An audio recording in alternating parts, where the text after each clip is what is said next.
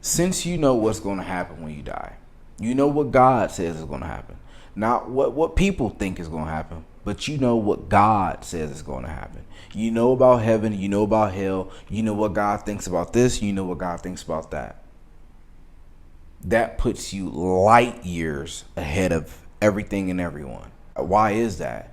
Because you have the wisdom of God. You have God's wisdom. You have God's mind.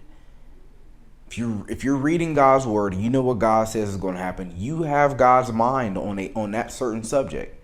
Not what people told you was in the Bible, not what you think is in the Bible, or not what you think in your own mind. You came up with your own idea of what's going to happen in life. But if you know what God says about a certain subject, you now have the mind of God, and now therefore you have the wisdom of God. And God's wisdom is above all else. It's above all else. You have God's brain, you have God's thought on that certain subject. That puts you light years ahead of everything and everyone else.